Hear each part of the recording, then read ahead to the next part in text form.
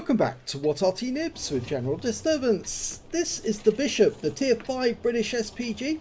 It's located on the north spawn of Fisherman's Bay and it's under the command of ProvoBob, and today is ProvoBob's birthday, so we're doing a whole load of videos for him and also some videos for some of the other birthday boys in that are having birthdays today. Game on! Well, as you may know, the Bishop is basically a Valentine tank that's had an artillery piece mounted on top of it and a casement around the outside. Unfortunately, they didn't think very carefully about how the casement should be arranged, because it's very thin, so it does allow shells to go through. It only stops machine gun bullets and the like, but the way the casement is arranged actually inhibits the range of this vehicle. It can't shoot very far, and not as far as they would like. And so it was only a stopgap that the British put in place until they could actually get a more efficient artillery piece. Well, the first shot on the Leopard was a direct hit for 156. Now he's using the 4.5-inch gun, which you can get for this artillery piece. That's 114.3 millimeters, 450 alpha, 28 millimeters of penetration. No, couldn't get the Leopard as he was pulling away. Now the Leopard, the Bishop is a very accurate arty, but of course it does need to dial in on target to get the best effect, and that Leopard just killed our BT-7, and unfortunately that shot was a little late on the M5. It's also got a very fast reload. The standard reload is 12.37 seconds, and you can see that ProvoBob's got it down to 10.65. Now they only built 149 Bishops, but they used them in the desert and also in the Italian campaign. And the British did actually buy some M7 Crease from the Americans, but they realised they didn't have enough 105mm ammunition, and they realised they'd be reliant on the Americans. He's just killed a duck, fried it. And so they realised they were going to be dependent on American ammunition, so what they did instead is design their own SPG based on the M4 hull, and they called it the Sexton. And it was built in Canada using a 25-pounder, so they didn't have to change their ammunition. Okay, we can still see that M5 Stuart in the centre. In fact, we can see there's an enemy artillery down in those trees down at the far end. One of our teammates is firing in that direction at the moment, and we've lost sight of the M5 Stuart. Okay, there he is. Okay, let's see if he can get it. Rounds out. Yep, he got a hit for 73. It was a near miss, actually. It hit the ground next door to him. The splash radius of this shell is, if I remember correctly, 1.98 meters. No, actually it's 2.22. That's it. So it's very close. You have to get a very near miss to get it. But the good thing about the fast reload means that if this enemy tank gets tracked, then usually you can kill it with 2 shots or a couple of shots, because they can't get away. They can't fix their tracks before the next shell hits them. They have to use their repair kit if they want to do that. Okay, he's aiming towards town now. There's a Type 95 down. He's just gone up explosively. We've got a VK-2001D, the Panther prototype, trying to run around that corner, but he stopped because he needs to take a shot. Now we've got the Stug 3B. Waiting for the shell reload. This should be a kill shot. Rounds out. Oh! Well, the target was killed before we could get our shell in, but he's going for the VK-2001 now. Can he get a shot out? Trying to work out where the guy's going. He's backing up, rounds out, and it's going to be a bit late. Yeah. So unfortunately, they've pushed through the town, and now our Type 95's just been killed, but he can get that KB1. Yep, gets a hit right on the engine deck. It looks like he tracked him because he suddenly stopped. Now, can he get another shot out? Rounds out. No, there's an explosion, so the KV-1 was no longer there at that moment. So, yeah, he's the closest one to the enemy heavy now. And we can hear Arty rounds coming in behind us. In fact, you can see that ring on the minimap which shows that the enemy is aiming just behind our position. Rounds out the KV-1. Nice hit. I think ProvoBob's camo is so good that the enemy Arty thinks he's in the bushes behind him. In actual fact, he's way out in the field, so he doesn't even need the bushes cover to shoot at these enemy tanks. But he's lost sight of them temporarily. Hopefully the Stug 3G up on the hill will spot that guy again. We're looking for clues about where he might be. Look for the stone walls and see if there's any gaps in them. He might have moved through them. Okay. I think it's about time that ProvoBob changed position. He's indicating to the other guys they should move as well to try and give us a spot. There's the VK2001D.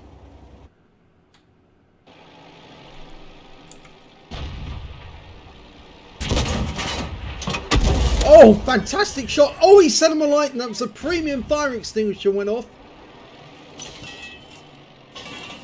I know it's a premium fire extinguisher, not a standard one, because it was only one blip before the fire was out. Normally if you get more than one damage blip, it's because the manual fire extinguisher had to be activated. Okay, we know that there's KV-1 in that bush. He's firing another one in. There he is. He's actually moving away from ProvoBob. In fact, he's pointing back in this direction, trying to shoot at our Stug, I think. Got no shot now. In fact, it looks like the enemy is trying an approach from both sides, and now ProvoBob's having to switch all the way around to shoot at the DW2, the Brukswagen. Now he's firing blind into that area. I'm pretty sure that the DW2 pulled back. Okay, there's the VK. Remember the one he got a really good shot on now. I don't think he's fixed his fire extinguisher yet, so if you set him alight again, and he kills him outright with a shot to his engine bay. Okay, in the meantime he's switching back to this side because we've got an M10 RBFM. Now those are very overpowered tank destroyers, very efficient at killing. Dialing in to get it nice and tight before he shoots to make sure he gets an accurate hit. And he does, and he wipes him out. Fantastic shot. Those things are very vulnerable to artillery, especially to a bishop. Okay, we've got a Stug 3G trying to make it up the other side. Can we get a shot on him? Rounds out. It was a good hit. 129. It's tracked him. He's stuck there. Get another round into him before he can fix it. Rounds out. Another hit. 203 this time. That's a big hit.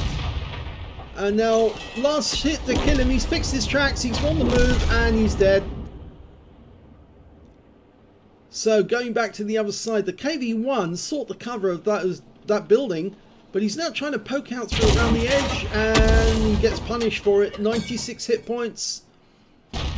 He's firing in this direction, but he's not getting anywhere. He's only got a 5-degree gun rotation, if I remember correctly. Another hit on the turret this time for 117.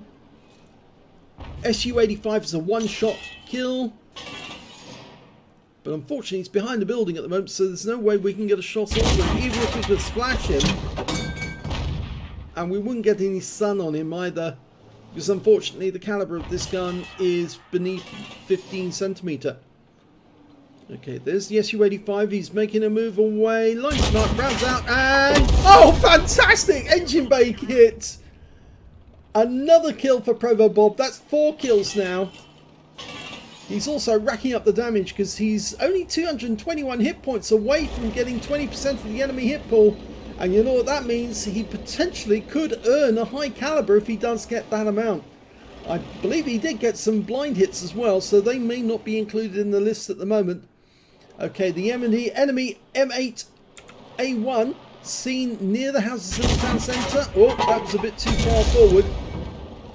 Now these tank destroyers are very vulnerable to Arty because they've got very thin armour. He's lining up the shot. Ready? He stops.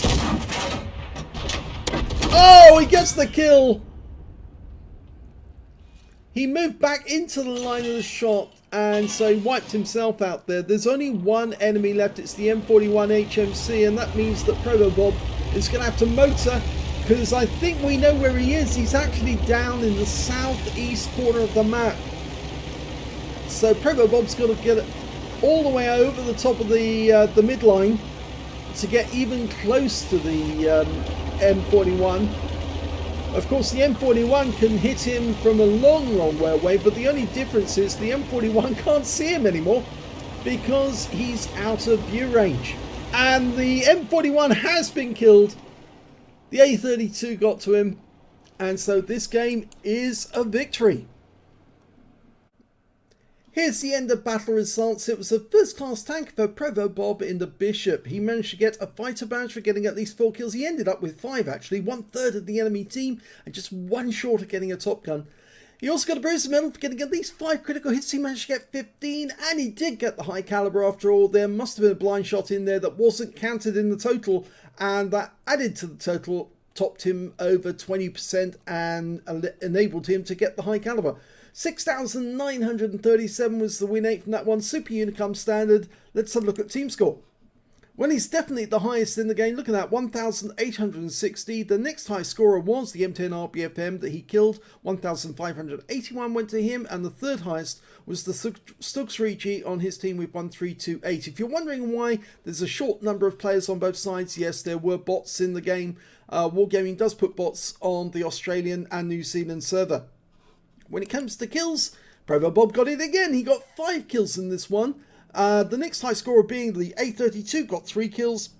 2 kills for the Churchill 3, the M10R-BFM, the KV1 and the M5 Stuart. And when it came to base XP, he was actually beaten by the Churchill 3. We got 994. The A32 got 836 and ProvoBob picked up 724. So he got 2 out of 3 on the columns. He fired 33 rounds in that game, 14 direct hits, no penetrations but 19 splash. Damage of 1,860 hit points, of which 1,500 were at more than 300 meters.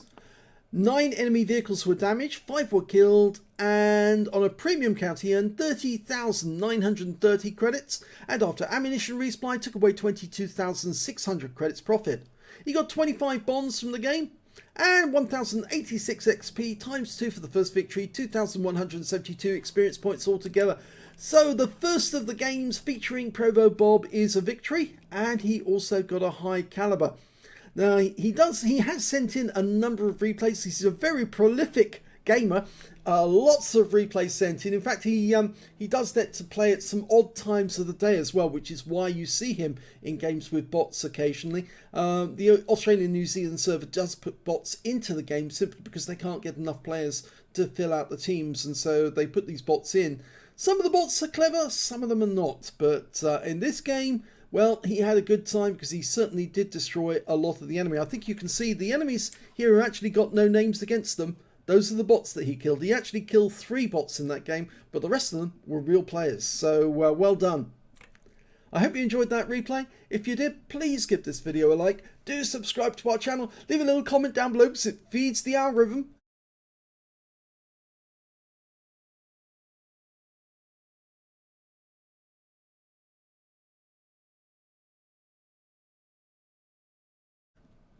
And thank you for watching.